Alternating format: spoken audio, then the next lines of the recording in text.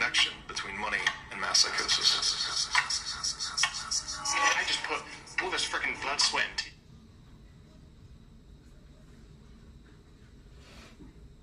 Hello.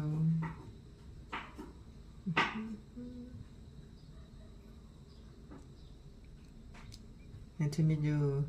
Today is very amazing. Today is 14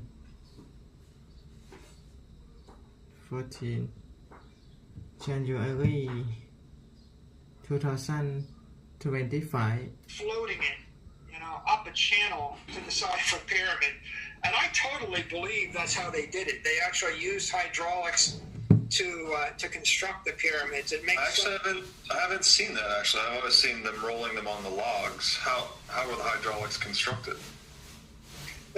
You have a tube of, let's say you have a tube of water.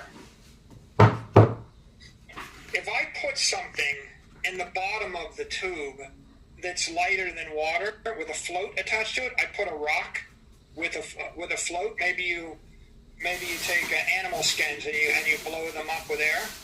It will float up the tube and pop out the back. All you got to do is have the tube be able to hold the integrity. And so I can't do it for 1,000 feet, but I can do it for 20 feet. It's like the way a lock works in a canal. Okay. Like I'm going into a lock, I close the gate, I flood the lock, it lifts.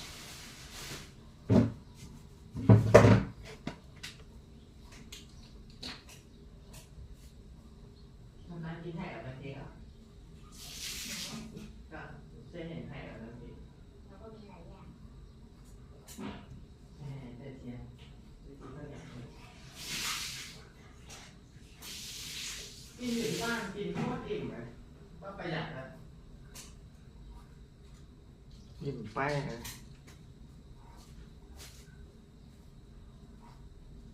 ถ้าใช้กินข้างนอกก็200 กว่าบาท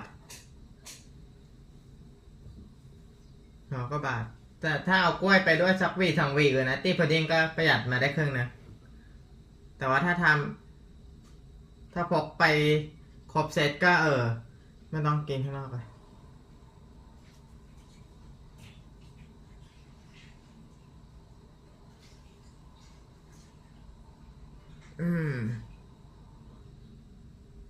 Yeah. Nice to meet you, everyone. Good morning.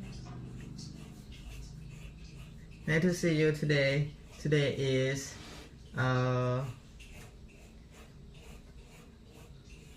14 January 2025. Very cool, man. Yeah, you too.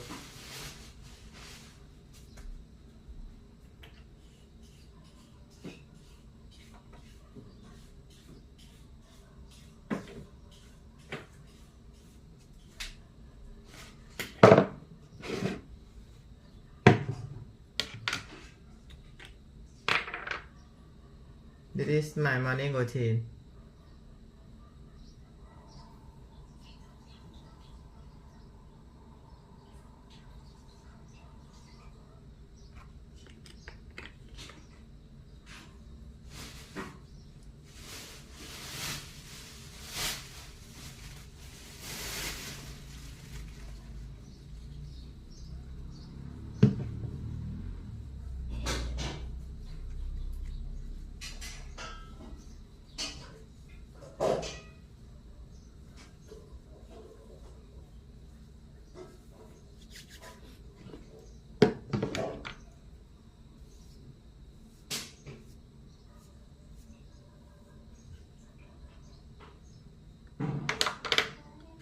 Okay.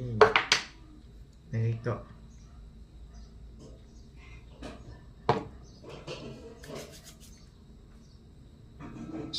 The barge, I open the other locks, and I go out. So imagine a series of locks that I use to actually lift 100,000 tons of stone using water. Wow. Yeah. That's like very, very interesting. Yeah, I think that's how it was done, in my opinion. But water can be used for farming, for fishing. It can be used for security. It can be used for sanitation. In fact, there's without understanding water and the dynamics of water, there is no cradle of civilization in the Aegean or anywhere. I'll give you another interesting vignette. I go to Santorini, and Santorini's built up on this caldera, looking down on the Aegean. White city, right? Yeah, it's a beautiful city. It's gorgeous, yeah. Okay, well, in the 20th century, you can take the elevator up. So I take the elevator up from the port, and the city is 500 feet above, or some number of feet above. And then on the way back, I see donkey rides, and you can take a donkey up. You can take a donkey up to Santorini from the port, or take a donkey down.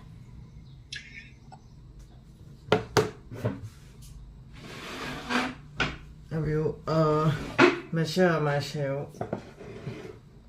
Measure my pressure.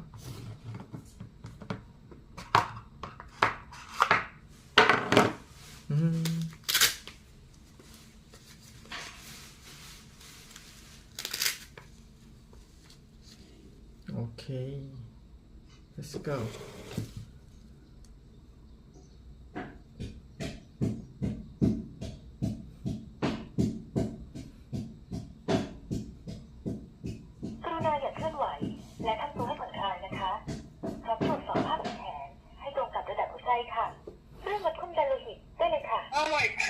I was in my fitness craze, and I'm like, well, I'm not riding a donkey down, but I think I'll just walk down. I mean, what's the problem? I think I can walk. I don't need to take the sissy elevator. So I start walking down these steps, and the steps aren't terribly difficult. What do you think I see as I'm walking down the donkey steps? Donkey do? How much of it do you think I see? Probably more than you wanted to. A river? Wow. A river of donkey excrement. Mind you, this is like 3 or 4 tourist donkeys taking down the occasional tourist. A river of donkey excrement. And you can hardly avoid it. You're hopping this way and that way. And then my brain starts working. And I start thinking, what happens if there's 100 times as many donkeys? And what happens if they're walking through a city? And what happens if it doesn't? How do you clear this stuff? It's not like they had hydraulic hoses and they could just clean. By the way, they're not clearing it in the 21st century in Greece. It's a river of donkey crap. I mean, they haven't figured out how to clear it 3,000 years later. มิลลิเมตรประหลอดค่าความดันโลหิตขณะหัวใจคลายตัวหรือค่าแรงของคุณคือ60มิลลิเมตรประหลอดอัตราการเต้นของหัวใจต่อนาทีของคุณ52คือเสร็จสิ้นการวัดความดันโลหิตแล้วค่ะตามมาตรฐานองค์การอนามัยโลกผลการวัดความดันโลหิตของคุณปกติค่ะขอบคุณสำหรับการใช้งานค่ะขอให้คุณมีสุขภาพที่ดีนะคะ Thank you.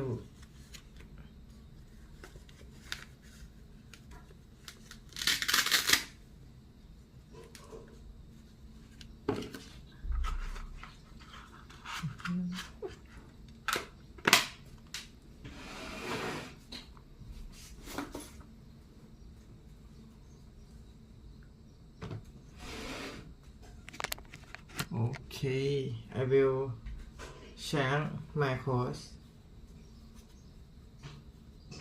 with this.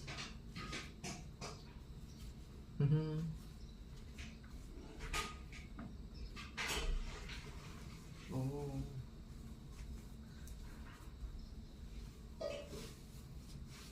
Today is very amazing, everyone.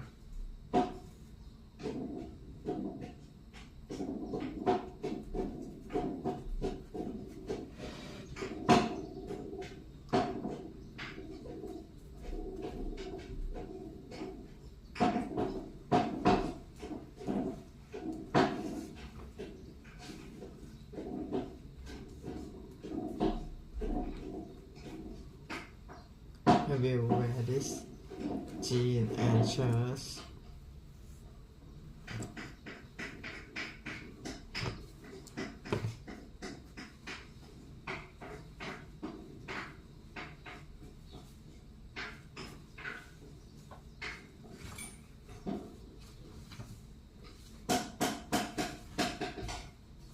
Nice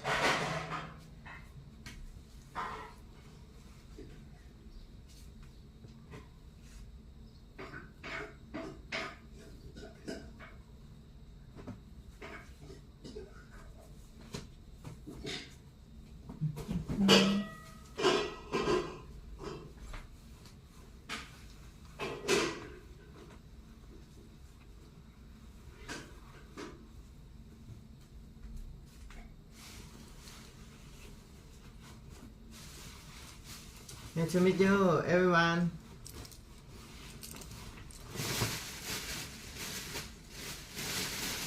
Mission for mission. Maybe my mission today is to revive my automatic pump oil.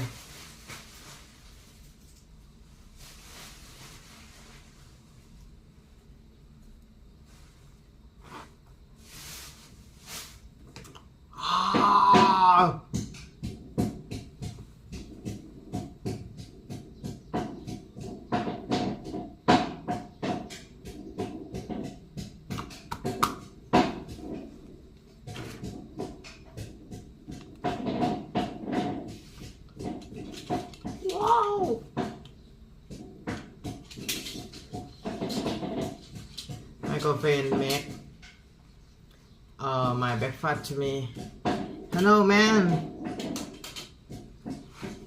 ดีครับไม่ไปใส่ในห้องน้ำหรอมาใส่บ็อกเซอร์อะไรนอกห้องน้ำ Yeah it's very cool isn't it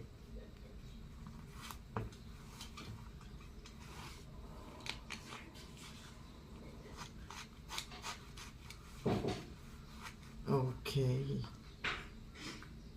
and this is my shirt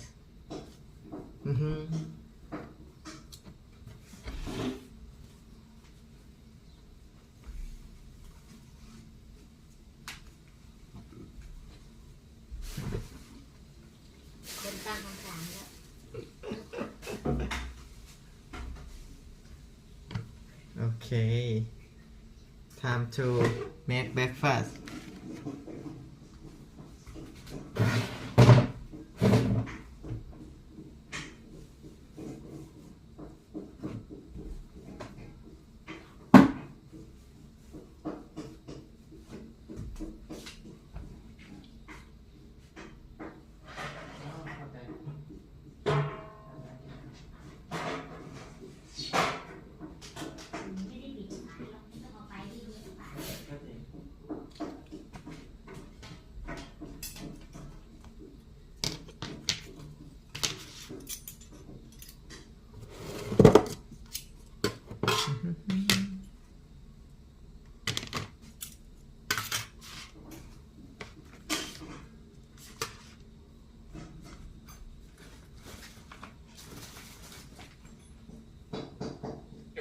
So let's go back 3,000 years and let's do the thought experiment.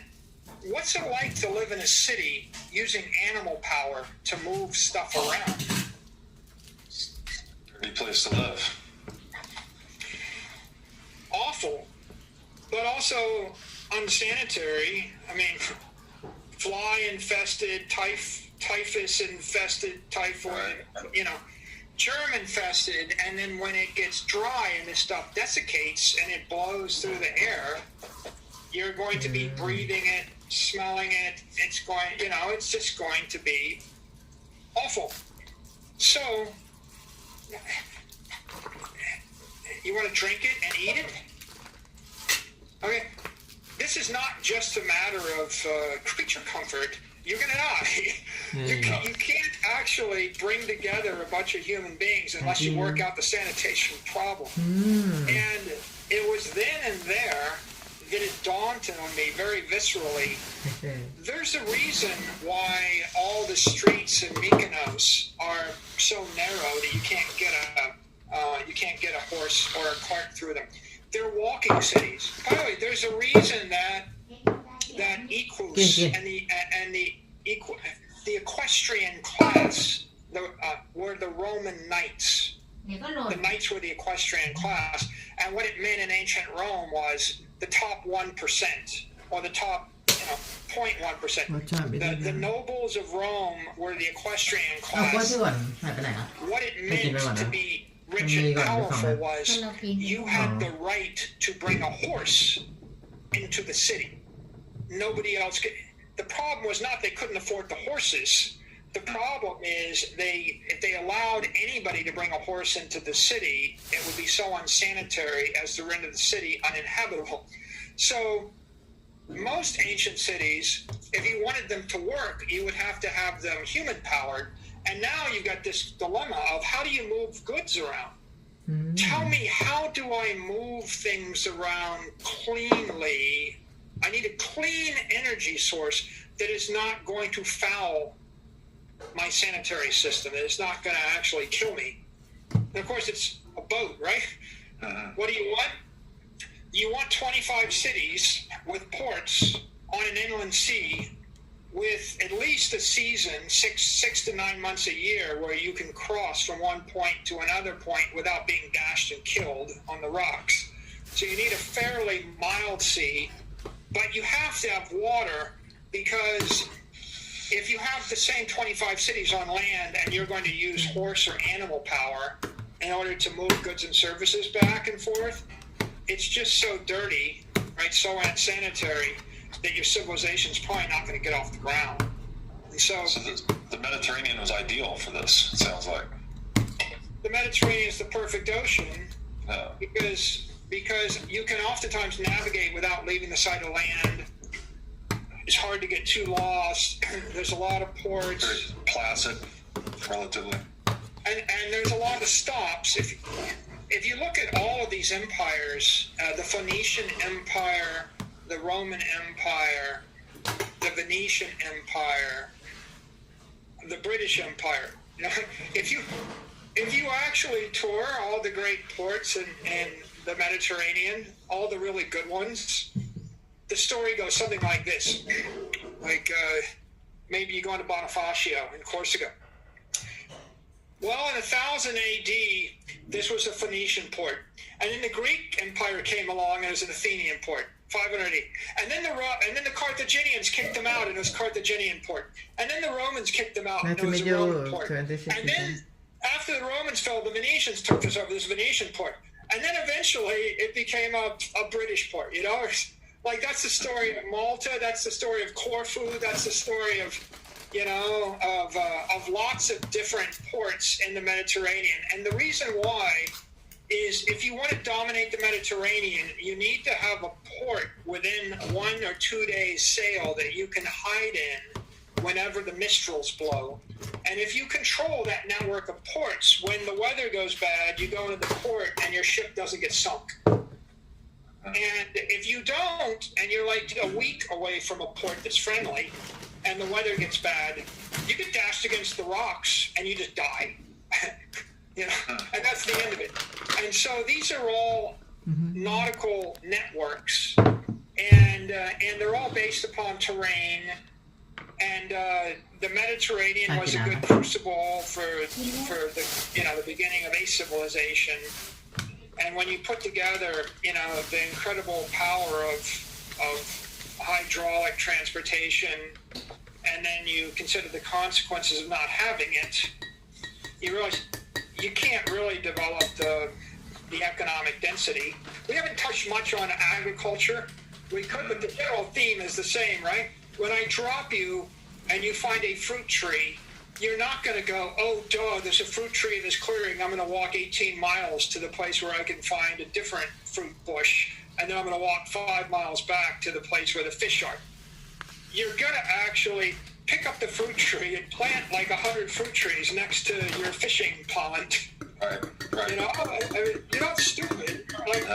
Like Paleolithic man, there's every reason to believe they were smarter and stronger and tougher than we were. I mean, right? So this is a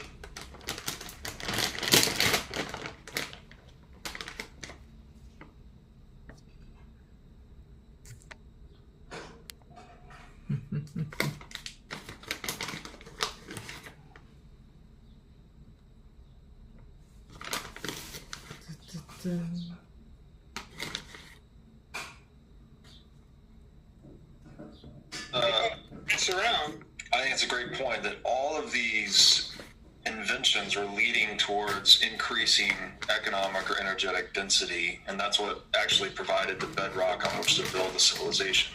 So maybe I'll try to give a quick overview, and feel free to jump in if I'm missing, but it started out with we can't handle an animal one-on-one, right? It's kind of our wits that make us who we are. Through our wits, we're able to communicate and coordinate with one another.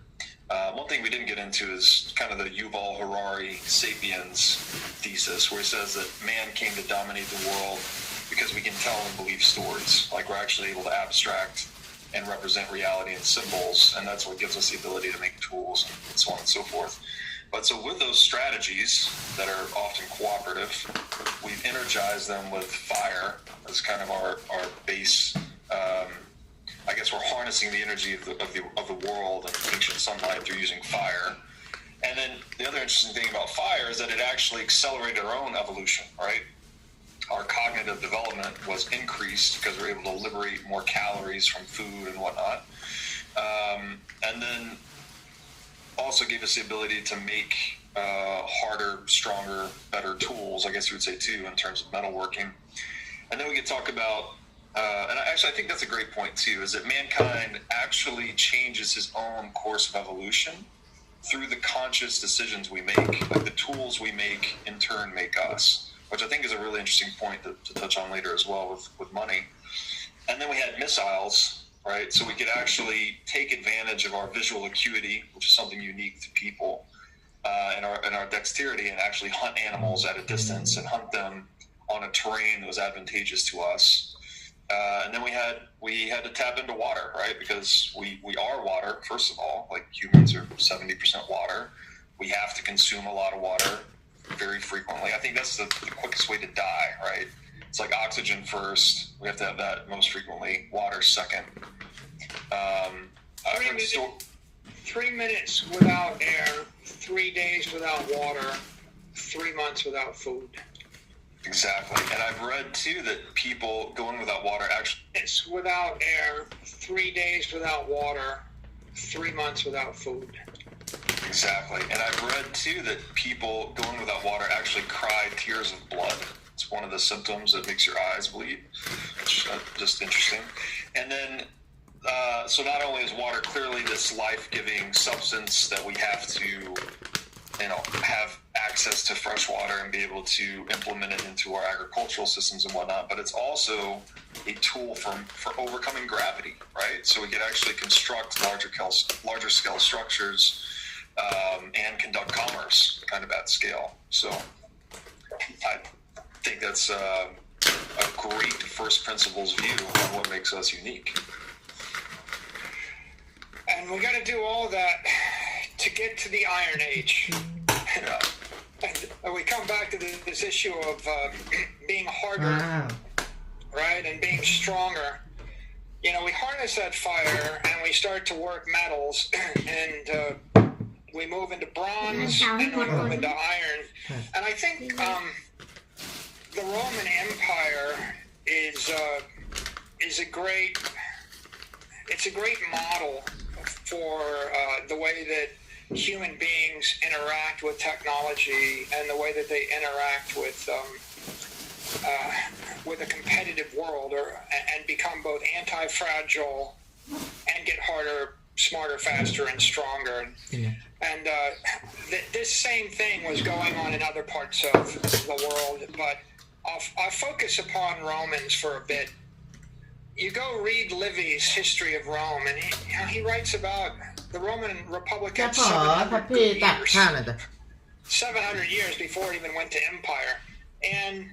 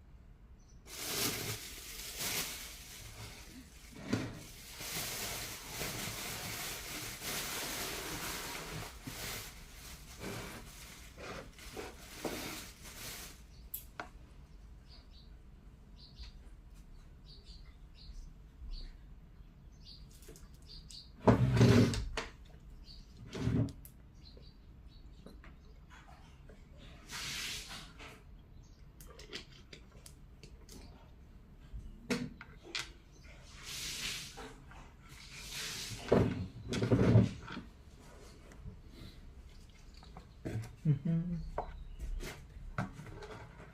ถั่วเลนทิลสตรอเบอรี่ใส่ย่าง ลืม เอามาเลยลืมทุกที I'm sorry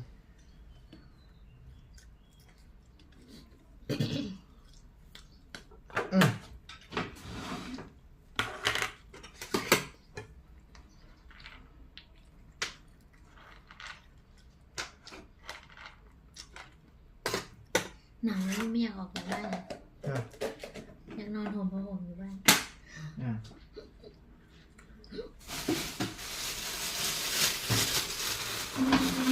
เมื่อไหร่เจ๊จะรวยอ่ะ ฮะ เมื่อไหร่เจ๊จะรวย อ่ะเนี่ยตอนนี้ก็รวยแล้ว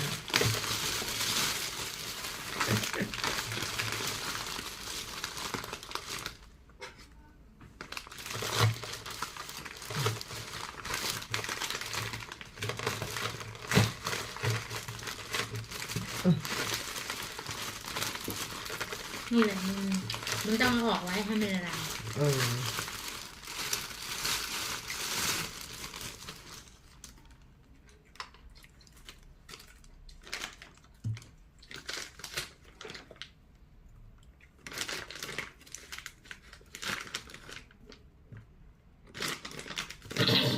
เหลือกับข้าวยางหนึ่งเนี่ย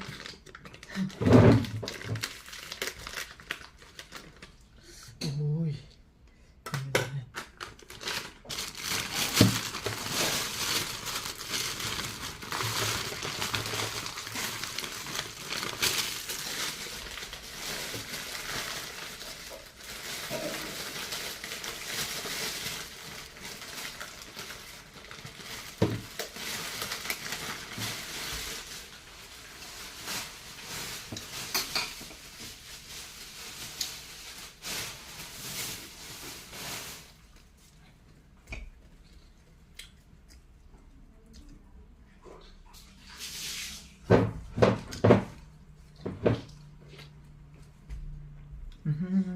มันชอบเจ็บข้อมือข้างซ้าย เหรอ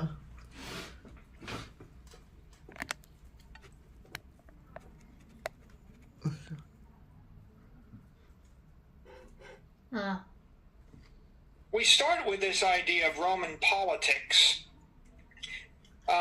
You've heard the phrase "beware the Ides of March," and it refers to Julius Caesar. And people think of it as oh well, that's when someone's going to kill Caesar, but it's really referring to the fact that for 700 years the Romans got together on March 15th and had an election every year. The Romans were the most organized of all of the civilizations we can find in the ancient world, and that's how they grew to dominate. They were just organized, and one of their forms of organization is, and this is a thing of beauty, they're running a process where every year, March 15th, they have their election.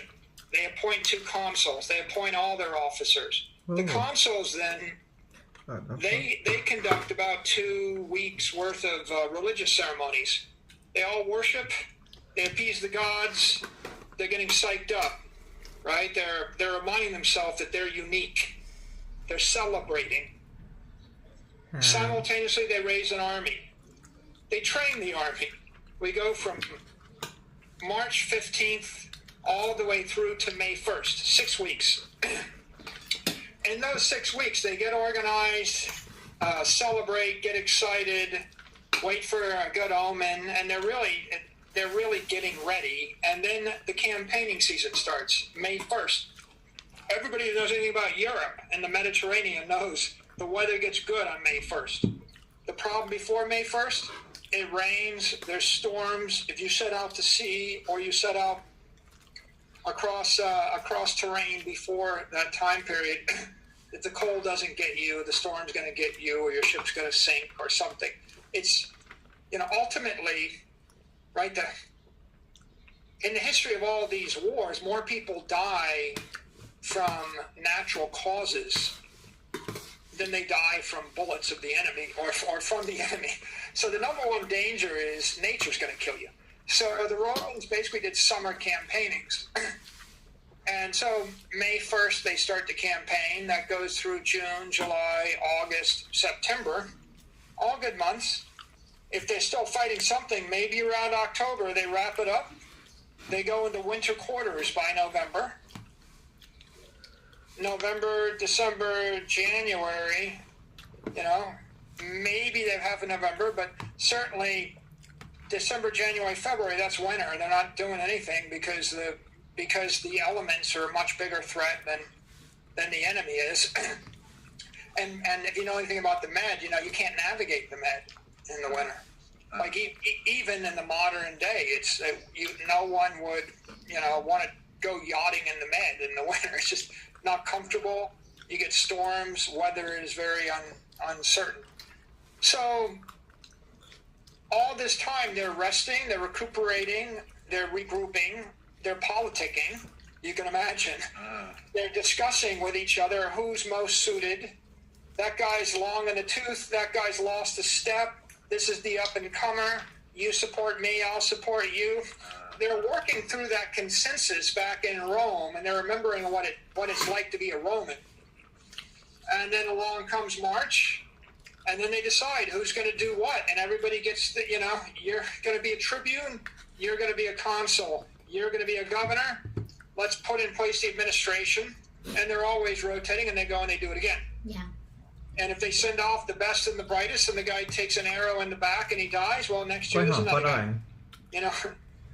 Scipio Africanus, like one of the most famous Roman generals of all time, he rose to power, in his early 20s after all of his uncle and his father died in the Second Punic War. His entire family was getting wiped out, but there's always another Roman. Always another Roman, always another one, from a very early age. And so the political system had a certain elements to it because it was tied to the calendar. It was tied to nature. It was a natural cycle, and it took into account the need of human beings to celebrate each other's successes. I go campaign, I come back, I get a triumph. It took into account their need to have a common faith. The faith is critical. If we're not all Romans and if we don't all believe the same thing, why are we going to die for each other? Right. Faith mattered, but the weather mattered. Yeah, right. And it's like people don't realize they did it every year on March 15th because they need. If I told you the weather's going to get on May 1st and you need an army, when would you start? Right. They're pretty smart. 7 years of it. That's the Roman way. And then they also took into account human motivation, which is everybody's got an ego. Everybody needs their turn. Nobody can hog all the power. So even if you were the greatest general this year, you got to give it up to someone else next year. And as long as they kept turning up, and if I'm the second most powerful family and you're from the most powerful family, maybe I'll support you for consul with an understanding that it's my turn next year. Right. And it's like and then maybe my family will fight and die for you because we have a chance at glory next year. But at the point where you take over and you tell me, well, you think you're going to just keep the job for the next 62 years. At that point, the fabric of the civilization starts to break down because that equity and that citizenship and that sense that we're protecting the Roman way of life starts to degrade to we're just helping somebody's dynasty screw them. Right. So it's the dynamism of the hierarchy keeps it revivified and fresh, and they're harmonized with nature. That's very interesting. Anti-fragile. Right. The Romans are anti-fragile. They're always going off to fight. Always, always, always. It's just the history of war after war after war after war. But they've got this, like a typical CEO, right? You could be in a job 10 years, 20 years. I'm 55. I've been in my job for quite a while. But it's not uncommon for someone in modern day America to doing a job and become CEO somewhere between age 40 and age 65. Not uncommon. In fact, the captain of a yacht will oftentimes be 40 and they'll stay as captain until they're 65. You might do the same job for 20 years, 25 years. I once took a tour of the U.S. เสียง military, ไม่หนาวนะ and I was treated like a senator. And so it was an orientation tour, and they would take you to Army base, a Navy base, an Air Force base, a Marine base, Camp Lejeune, Fort Hood, etc. And one of the things they did is they took us onto an aircraft carrier, the John Stennis. And so I landed on an aircraft carrier, and then I got to tour the carrier, and then I got to meet the captain. The average age of the soldiers on the aircraft carrier is 19. Average age, 5,000 people in the aircraft carrier, 19. The officers are in their 20s, some in their early 30s. Do you know the oldest man or woman on the carrier, Robert? The oldest? The old man? The old man is 41. Wow. So I started talking to him, and the number 2 is 38. If you're the number 2 head of operations, it's an 18-month gig, and if you're the captain, it might be 36 months. And so I started talking, and this is a nuclear-powered aircraft carrier. These guys can start a war. They start a war. Like it's like 1/12 of the firepower of the U.S. Navy. Right.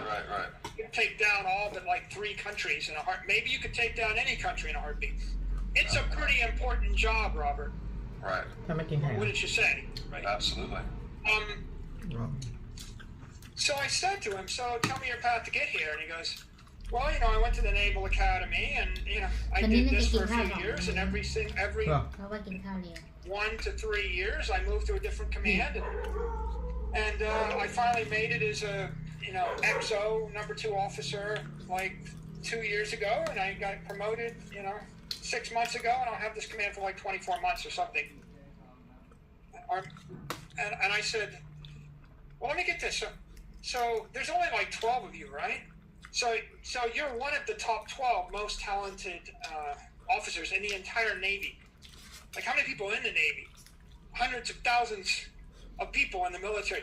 This is one of the 12 most important jobs in the United States military, bar none." I'm like, "So in like 12 more months, you're leaving?" He goes, "Yeah, I'm leaving." So, well, why wouldn't they want you to do this job for 20 years?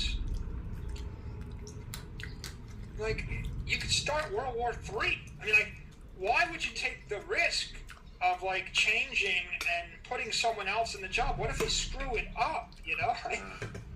Like we don't do that, Robert. We don't do that in any other part of our economy.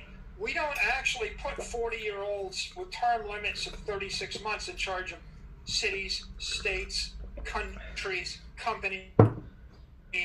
We don't even put them in charge of yachts. If you had a 100-foot pleasure craft, you wouldn't do it. You'd be like, "I find one captain, I'm keeping the guy for 20 years. I'm not changing." You wouldn't actually do that with a person that like cooks your food or mows your lawn. So, why do you think this guy's got to go after 36 months? Any guesses? Because the answer's going to blow your mind. What jumps to mind is if he were to get paid off or corrupted or something, but I really don't know. That's not a bad idea. That's like the forest ranger principles. Like, we rotate the forest rangers in order to keep anybody from corrupting the forest rangers so they don't เก็บ misuse ผ้าหลวงลงมา public national park resources. Brilliant idea, เหมือนเดิมนะ right? Bedrock of the Forestry Service and a great anti-corruption technique. But that's not why. I'm standing on the deck of this aircraft carrier talking to this guy who a lot of people think like he's just a junior executive. Maybe we're ready to give him a whatever. And I said, "So tell me again why you got to leave this job even though you're the best guy in the Navy to do it. You're obviously hyper talented." He goes, "Well, Michael, there's a lot of really, really good people coming out of the academy every year, and everybody needs their turn.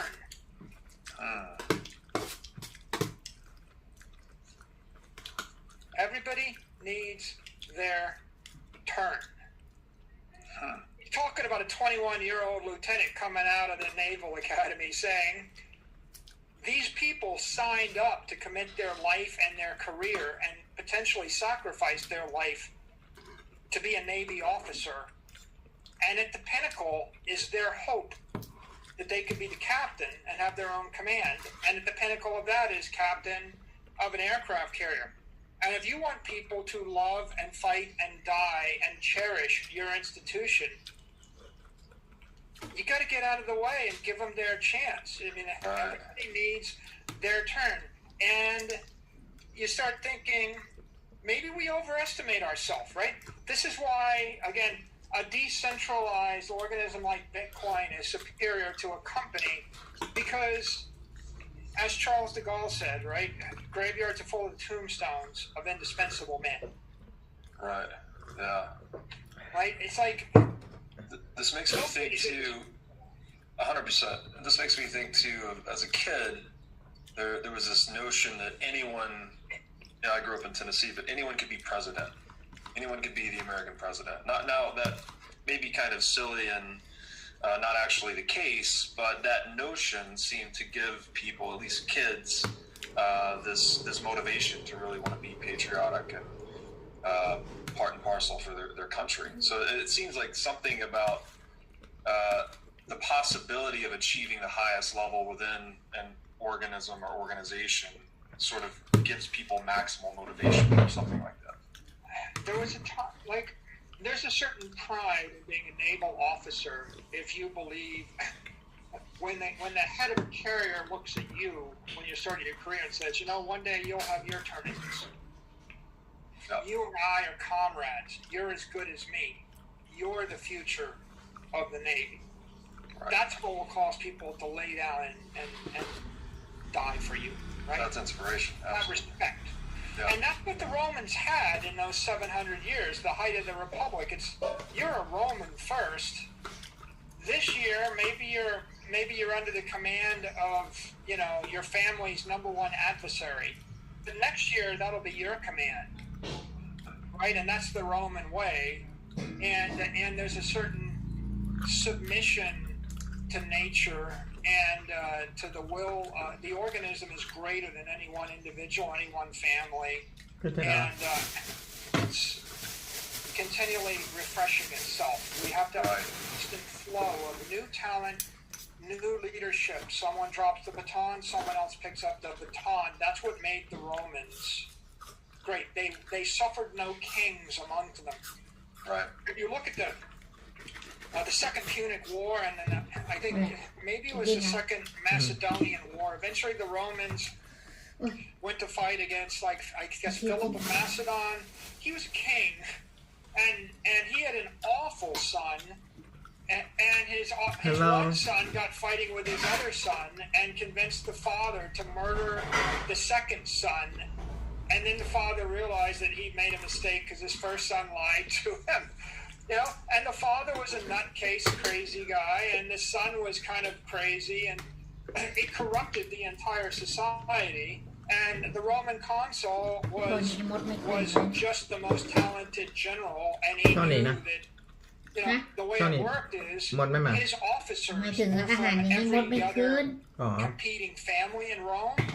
If that general was lazy, drunk, cowardly, or stupid, it got reported back by the officer corps to Rome and to the Senate. And so they were slightly gossipy. But the point is, when you know that everybody's watching you and that you can be replaced and will be replaced next year and your future is uncertain, it brings out a higher degree of professionalism. And that's the competition in the market. Just like, you know, you're a miner and they cut off your electricity while your mining rig stops and the miners are somewhere else. Absolutely. That's the reason strawberry, entrepreneurs in the banana, and are accountable for the chocolate preferences of their customers, right? Because they constantly face the existential threat It is everything called elsewhere. Whereas the opposite would be true of monopoly. Super Veggie. Right? The monopolist doesn't have to give two shits about his customers' preferences because they have no other choice. and make food. So I think that's really interesting. So the Roman political system, it bred Okay. harder, stronger, faster, smarter individuals. And it was that no apologies about it from age 3. This is the way it is, and Rome comes first, and everybody else's interests are subjugated. And when you look at that, right, they started with that system, a good system. I mean, people forget about it. 700 years as a republic. I mean, find me another republic lasted 700 years, conquered the entire known world. Then you've got the Roman army, and that tells a different story. I mean, the Roman army it takes us back to this issue of there was never such thing as a fair fight. The Romans weren't fighting fair. They would have laughed at you. You know, like the Roman approach to this was to take my illustration of the slinger on the cliff and take it to a whole new level. The Romans manufactured ballista, they manufactured catapults, and they manufactured every sword to be the same length, every shield to be the same size, every soldier took the same step, the same length. Everything was the same. You could be an 8-foot tall Goliath, and the Roman 5-foot 10-inch tall normal dude, right, is going to beat the crap out of you because you're not going to get within 12 feet of him because you're going to take a spear in the gut from the 12 guys standing to his left and his right as you charge. Right? There's no in all of these time periods, all these wars, and you read Livy and he describes them very in depth over and over again. Hundreds and hundreds and hundreds of battles, and they always consisted of the Romans maneuvered to get to high ground. The Romans maneuvered to get the enemy out on the plain. The Romans unleashed the artillery onto the enemy while they stood and obliterated 10% of them. Then the Romans unleashed some more artillery. There's one story where the Roman army cornered the Gauls. The Gauls are on a mountaintop, on a hillside, and the Romans are below. They just surround them. They stop. They start to pummel them, and they rain down hell from above. Bullets, boulders, flame, napalm, and Livy writes, before a Roman even took a step toward the enemy line, half of the Gauls were dead, and 80% of them had been maimed or incapacitated from the bullets. Wow. And then the Romans start to move up and do something. It's like this. There's none of this. Let's just charge into battle and fight it out with our sword, right? Never happened that way. It was always going to be find a way to get an advantage. And by the way, the technology is very critical, right? People think the Romans had a military-industrial complex, right? There's a way to do it. You're going to do it in a certain way. They had an entire bottle language, an entire system of how you're going to act. If you want something which is eye-opening, there's this story of the Roman Navy from the First Punic War. The Carthaginians dominate the Mediterranean. The Romans are a land power. The Romans don't know anything about naval power, but it tells you a lot about the Roman psyche and the Roman intellect. The Romans are getting beat up by the Carthaginians because the Carthaginians control the ports and they have the fleet. The Romans have no fleet. One day, a storm kicks up, and the storm drives a Carthaginian naval ship, into a Roman port. It's blown into the port by a bad mistral. The Romans capture it. They take it apart to try to figure out how the Carthaginians make their ships. You can't make this up. This is the most amazing thing in history. They find out that the Carthaginians make their ships from a kit, from reusable, standardized กิน parts. เยอะไปแล้ว And not only are all the parts standardized, the Carthaginians have labeled each part with the instructions of where it fits and the number of the part. The Romans deconstruct the entire thing, steal the entire blueprint. 90 days later, they made 150 ships. You think these guys are screwing around? Right? They're not screwing around. It's like นิดเดียว everybody thinks, oh yeah, well, yeah, I'm going to take my time to figure this stuff out.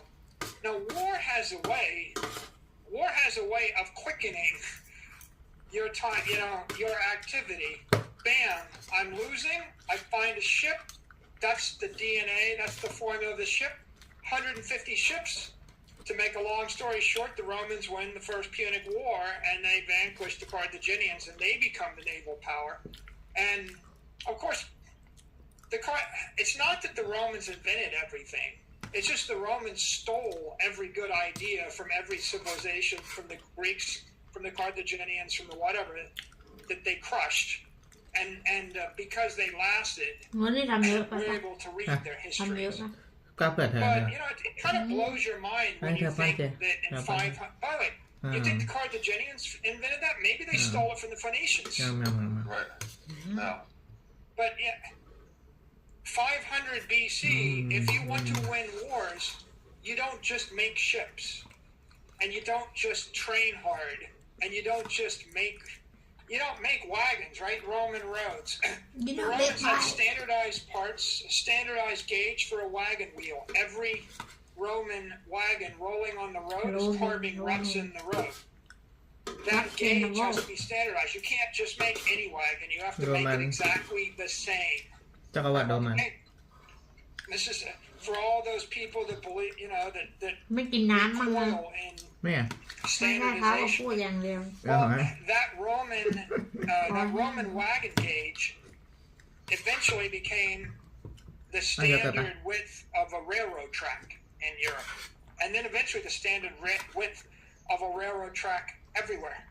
So if you want to know how wide a Roman chariot was, or a war chariot, or any chariot, just go stand on a railroad anywhere on Earth.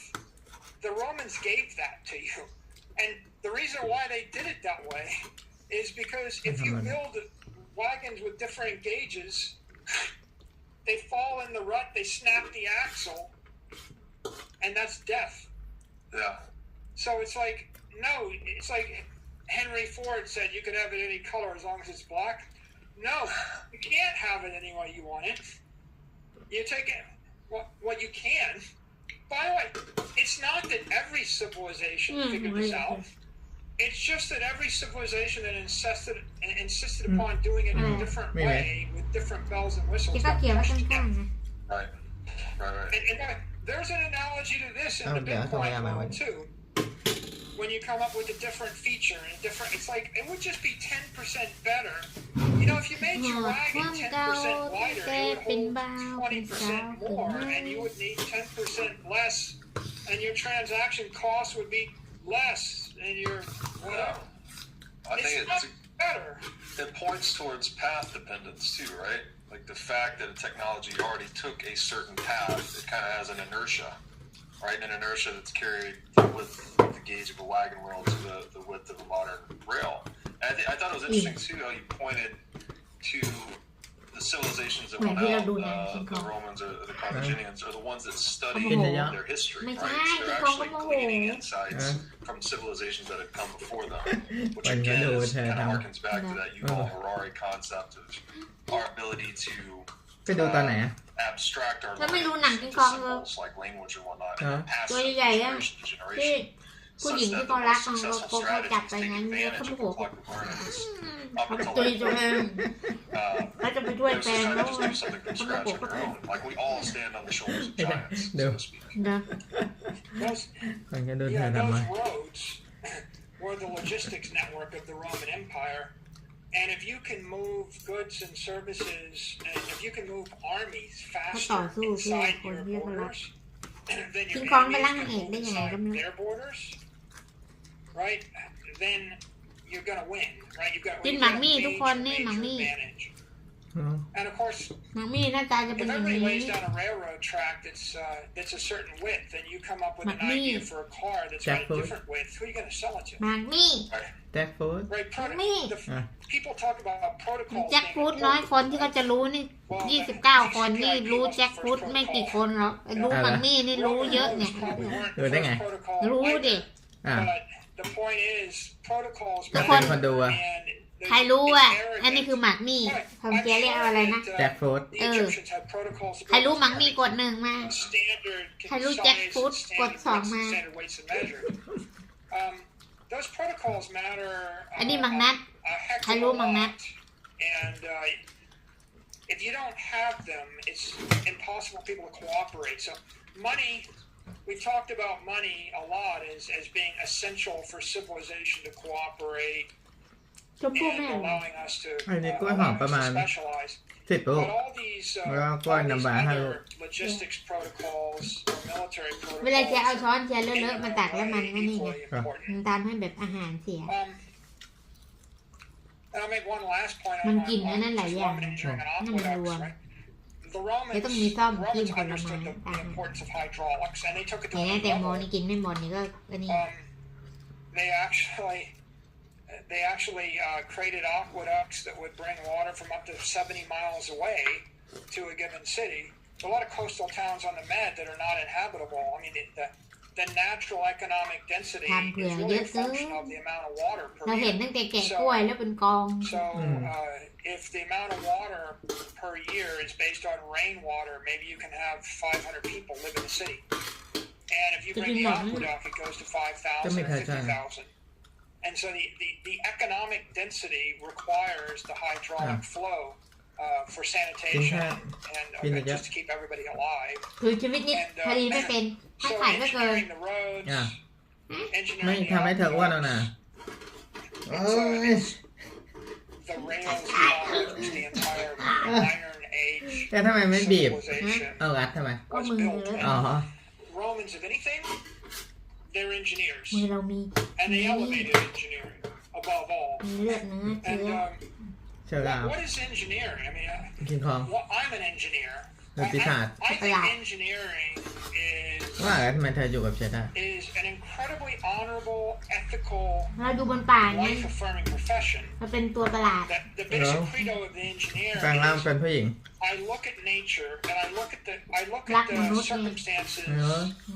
that I'm Ừ, tại có mượn surrounded này mà. by, and Mày I tỉ use con rồi my đúng không? intellect and เวลาเราจะ every บินเราก็จะ material and technique in hand in order to construct a better world for everyone and เฮ้ยเมื่อคืน everything. เราดูไอ้ไม่เนี่ย That's หนังจีนใช่ that's ไหม the credo. I'm not Thì có going to be a victim of เรามี circumstance. ปีกนี่ไงบิน Rồi. กึบกึบกึบ I'm going to actually change my circumstances with my intellect, and that might mean build a bridge. It might mean build an aqueduct. It might mean build a road. It might mean build a Mày ship. đi phạt mày Whatever ăn it nhá. is. อืม Just like the beaver builds the dam, Mày the không. engineer builds the world.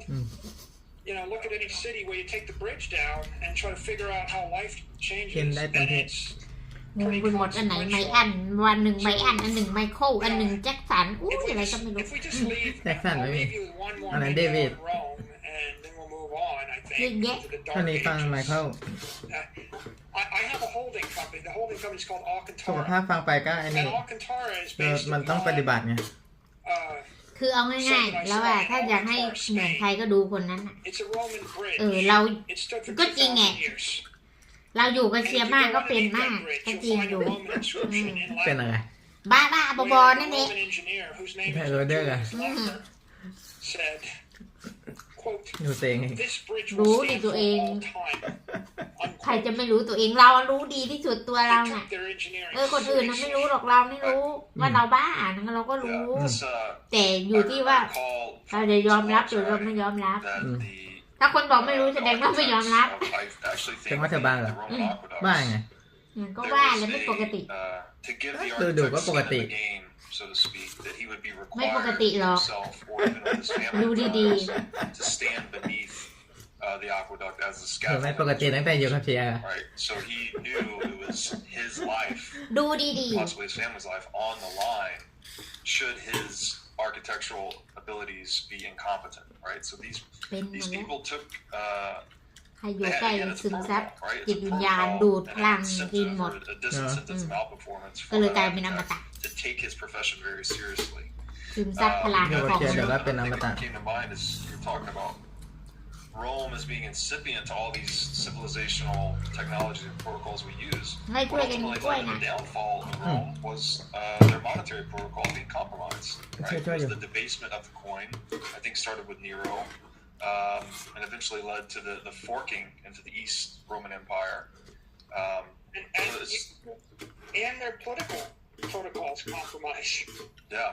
The series of civil wars, Caesar's being the most famous, but a series of civil wars where the political protocols broke down, even before the monetary protocols broke down. But you can see they're all related, right? And at some point, the integrity of the society แล้วก็มากินใหม่เหรอ broke down. ดีนะวันนี้ They ทำ lost เยอะ their integrity across all these areas. The collapse of the political system begat the collapse of the military system. The religion. How do you maintain your patriotism in Rome when one Roman army is fighting another Roman army? Right. Was there an inflection point that you recall that sort of led to all these protocols being compromised? Around 50 BC, it all started going bad. Maybe. I'll come back to it. A whole series of wars in Julius Caesar's youth, and the rise of a series of strong men, and the weakening แล้วบอกแล้ว of the Republic. แล้วบอกแล้วว่าไม่ปกติ Trump, I think, Mà phượt makes với great points in his books about, how it's the death penalty in Babylon if you screwed with weights and measures.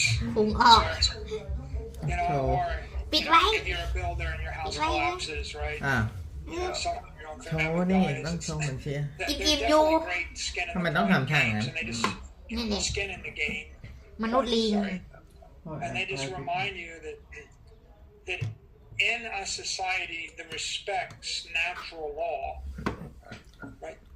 Nature is not going to hate you, and she's not นี่ listening ต้องให้ for แชร์ป้อนหน่อย excuses. จ้าหน่อย นี่ของเรา If you, ไม่งั้น I know this is not quite relevant, but I can't help but state it. ทำไมต้องเรียนใส่ The richest man in China เดี๋ยวให้หมดน่ะ a year or ทำ 2 เยอะ years แยะ ago was out on summer vacation in the south of France. The guy's worth $20-30 billion. He decided to take a selfie or get a photo, and he stood up on a จะสู้ rock เราได้ไหม wall เนี่ย at some ancient ruin in the south of ๆแกง France. เชียร์ And while they were taking the photo, he เดี๋ยว slipped คน and ก็พูด fell หู off มีที่พง the ที่แปล side ก of ทำ the ไม wall, จักร plunged จีอย่าง 50 นี้ feet to his death. เออ And again, somewhat emblematic. ไม่ใช่ว่าคนมีที่แปลกเยอะแล้วมันจะแข็งแรงไม่ใช่ It นะทุก doesn't คน matter if you have an army of lawyers Yeah. and $1 billion in clout. In that last 2 seconds of his life, สาวๆชอบกิ๊กเห็น he ผู้ was ชาย punished ติ๊ก by แพกแล้วนั่น violating the law of gravity with a death sentence.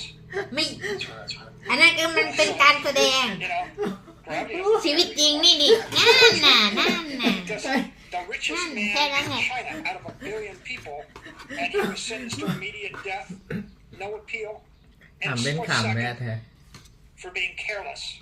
จริงๆสาวๆชอบกิ๊กผู้ชายที่แบบเก่งอยู่อะ When Yeah. society forms Yeah. all of these appeals and excuses, and they let everybody off เป็น the หาง hook, นะ it's like, well, if you make a market in accepting excuses and lawsuits, you're going to get a lot of lawsuits and a lot of excuses. Right. Yeah. This is two big institutions, right? We're interrupting this นี่ไงสตรอเบอรี่โคดา เนื้อเปรี้ยว impulse. ใส่ทำไมเปรี้ยว We're not learning at a business and civilizational level when we preserve institutions artificially. Yeah, I'm very persuaded by all of the points made by Taleb and also by the paleo theorist about the Yeah, importance banaan. of pain in life. Yeah.